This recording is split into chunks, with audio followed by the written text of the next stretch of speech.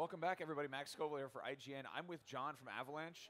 You're here to show us Mad Max. I am. Can we see it? Like I haven't seen this in action yet. Like this Yeah, is absolutely. We've brought some demo footage, a playthrough here. We'll start off with just an intro to the sequence that we're gonna show you. But this is one of the demo experiences that we're showing on the show floor today. So fully playable. Okay. And this is open world action game set in the Mad Max universe, and there's an emphasis on car combat. Is that right? yeah, so that's definitely the experience that I think people will feel is completely new. It's high octane, high paced, really physical. So all of the properties of the vehicle, mass, traction of the tires, the weapons are physical. The kind of Avalanche trademark harpoon is a great toy to experiment with. So I think that vehicle combat, combined with the fact that you start out with nothing, your interceptor, your renowned interceptor, is stripped from you by your arch enemy Scabrous Scrotus, unfortunately christened, and your journey through the game, you'll have to build your own new wasteland war machine in order to survive, and everybody's vehicle will be different. So it's very, very deep customization. You'll have to make choices based on the amount of scrap you've scavenged, the allies that you have enlisted to help you craft parts or build new vehicle upgrades. This is the car customization right here. Exactly. Yeah. Okay. So this is very Mad Maxy. Obviously, Mad Max is fresh in a lot of people's minds because of Fury Road. Yeah. Have you guys been working kind of side by side with that at all? Yeah. So we worked very closely early on to sort of really understand the universe, really understand particularly the modern interpretation of that universe and the characters and the vehicles and how weird and wacky everything is. But we've really had a lot of freedom to make a game that fits an open world environment perfectly during the last few years. Who's the dude on your car? Yeah, that dude is a Wasteland Blackfinger, also unfortunately named Chumbucket. On the list of popular names for kids, Max is quite high up, Chumbucket not so much. My mom almost named me Chumbucket. Yeah, Scabrous Scrotus, not so much either. So he is a fanatical mechanic. He's actually, vehicles and motor parts, that's his life. It's almost a religion in this world, as it is to many. A vehicle is essentially, a powerful and sturdy vehicle is the means of survival in the wasteland. And Max wants it to be able to outrun any enemy. He wants to distance himself from humanity, distance himself from any trouble, and hopefully find some sort of inner peace in the plains of silence. Okay, I was going to ask, like, what's the story for this game? Your car's taken away, and you kind of you're trying to build a cool new car. Yep. But like, you've got a villain. You've got, I mean, all the Mad Max stories are kind of standalone in their own way. Is it safe to assume this is kind of the same deal? Exactly. So there will obviously be, since we're representing the same universe, there will obviously be elements that you recognize from the film. But this is a standalone, an original story, original characters, and a handcrafted world to rival the best open worlds out there. So in this particular one, it will be very familiar as the traditional, like, anti-hero or Max's story arc, which is he wants to distance himself from humanity, but he's forced to come closer and closer to interact with people in order to get where he wants to get. It's a means to an end. Unfortunately, the closer he gets to people, the more his humanity starts to return, the closer he comes to sanity. But tragedy always follows him, and that backlashes, and he gets whiplashed back into teetering on the brink of insanity again. So that's his traditional story arc. In this game, you will meet potential allies. Some of them you'll have to forge an uneasy alliance, trade services for services. Some of them will want Max's help because he's a real powerful guy. He's an efficient and effective fighter, hand-to-hand fighter, and also one of the Wasteland's most skilled drivers. Right. You'll also meet many of Scrotus's war boys and henchmen, and he has some particularly gruesome generals. That sounds awesome. Are we going to see familiar locations from the movies? No, this is it is a part of the world that belongs to the universe. So a lot of the elements that you see here are part of the overall Mad Max lore, but it's a completely original setting. Gastown you may recognize, which is the sort of seat of power of Scabrous Scrotus. Okay. How many people have demanded Imperator Furiosa DLC? I don't know. We're making a single player game where you play as Max. That is you. We'll have to see what comes after that. Okay. Yeah.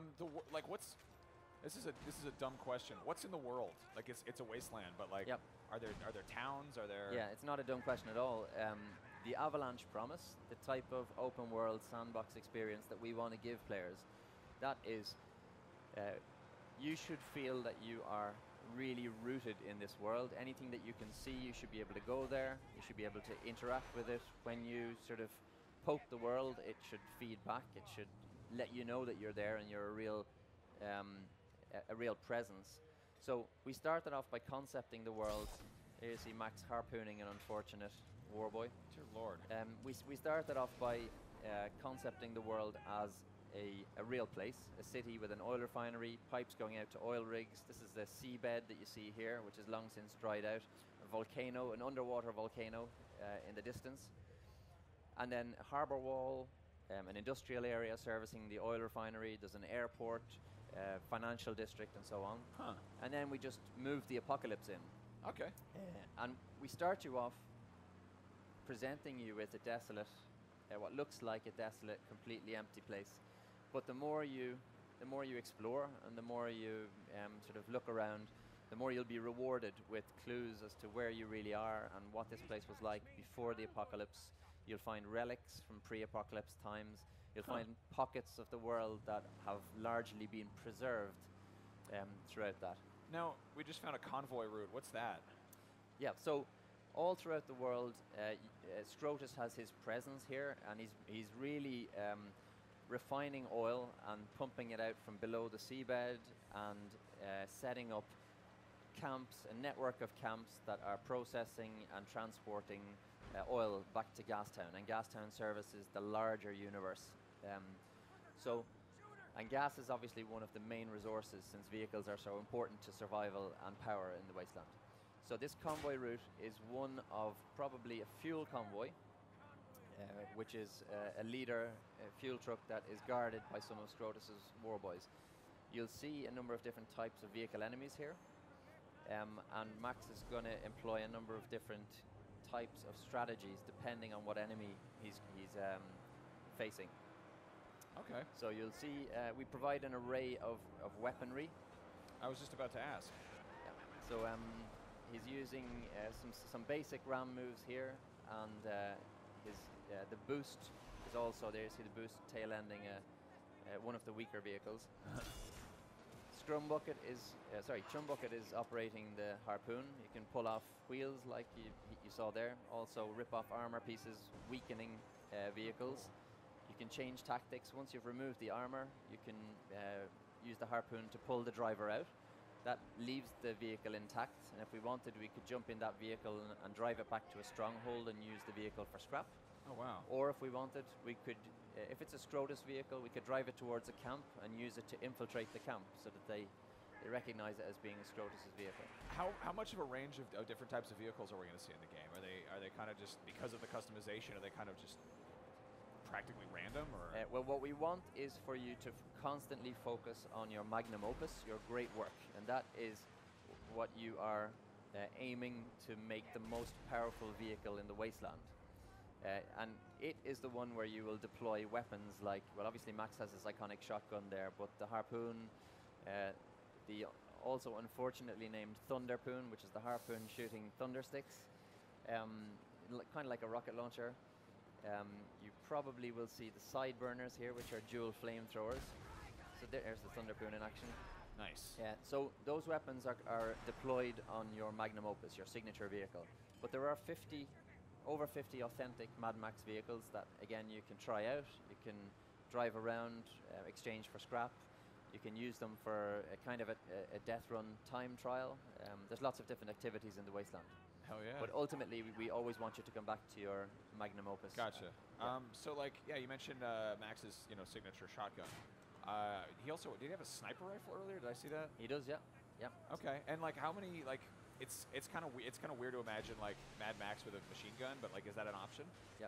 No, he doesn't have a machine gun. Sniper rifle. There are machine guns in parts of this universe, but not this particular part. So sniper rifle and the shotgun are the sort of traditional weaponry. Thunder sticks are also used a lot in melee combat. So you can pick up a thunder stick, throw it at enemies that are approaching, or even jab it into the chest of someone, kick them back, and watch it explode in a fleshy carnage. That sounds like a fun thing to do in a video game. Yeah, absolutely. I like to do that kind of stuff. Any melee weapon that you see lying around, you can pick up. Beautiful. They won't last long, but they're handcrafted out of scrap that has been found in the wasteland. Badass. So you've got like a clear emphasis on driving a lot. Are we going to see in this demo? Are we going to see any kind of smaller scale, kind of just Mad Max on foot stuff? Not in this particular demo. This is primarily focused on vehicle combat aspects of the game, which obviously we see as the innovation here. It's been a while since I think gamers have had a really hardcore vehicle combat. Yeah, it kind of disappeared for a minute. Yeah, that was one of the kind of like cardinal genres of gaming back in the 90s, and it just sort of disappeared. Yep. But it is authentic for Mad Max, I think, to be forced out of the vehicle sometimes, and it's a nice lull in the vehicle combat. And he is pretty powerful fighter, hand to hand as well, as you saw from the film. All right. So we've taken down the fuel convoy here, and each of these convoy leaders has a hood ornament, which are often used as trophies in the wasteland. And Max can choose to display it to intimidate other. Is it just enemies. a cosmetic kind of thing, or? It's just a cosmetic. It does have a buff. So, for example, if you whittle down enemies and they're low on health, the more intimidating you are, the more likely those enemies are to turn around and. Badass. There you see one of the more powerful dual flamethrower. They're called the sideburners. There's a downside to very powerful weapons like that. They'll deplete your fuel. Okay. Fuel is also one of the currencies in the game. So wow, that's one of those things that people talk about maybe wanting to see it in driving games, but in reality, it's not really fun to have to get gas. Yeah. How does that come into play? Well, if you explore the world, there are lots of things that you can pick up. Fuel canisters are one of them. If you choose to use, you can use them as an incendiary device, throw them, light them on fire, put them beside a gate to gain entry into certain areas, or stow them in the back of your magnum opus. And then if you happen to run out of fuel, get out, refuel, and so on. So you will definitely have to manage resources like food and water, fuel, and then scrap for upgrading your vehicle, and also upgrading some of Max's abilities and weapons. And suddenly we're in first person? Just gone into first person camera. It's really dramatic feeling, especially when you're going fast. Is that just while driving? And in combat. Really? Yeah, you can go in first person combat, and you can turn the camera and check out people. Oh wow, that's nuts. It's a little bit claustrophobic if you want to know where your enemies are coming from, but if you want that really filmic cinematic experience, it's definitely a dramatic Gotcha. view.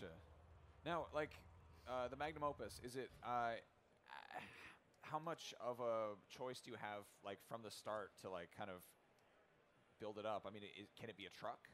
Yeah, so you right at the start, you go to probably disclosing part of the mission, the early mission flow here, but you go to a place called the Vehicle Graveyard, which is deep in Buzzard territory, one of the factions in the world.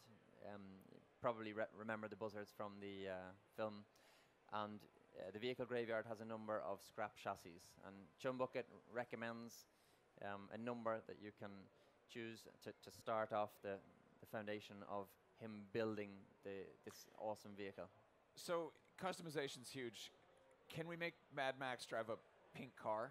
Like if we wanted to make like a really fabulous pink Magnum Opus? There are a number of somewhat surprising body finishes that you can choose from. I mean, we have a number of aesthetic customizations, even for Max. You can take Max's jacket off. He can be bare-chested. We have 3 different beards in the game. You can have badass wrist guards and knuckle dusters, but nothing on your... Nice. Yeah, so... This is a lot of stuff going on here. Yeah. John, thank you so much for taking the time to talk about this. Absolute pleasure. Game looks very cool. Yet another open world game to get lost in. And that's coming out when? It's coming out 1st of September on PS4, Xbox One, and PC. Fantastic. Thank you so much. And for all your other video games, keep it right here on IGN.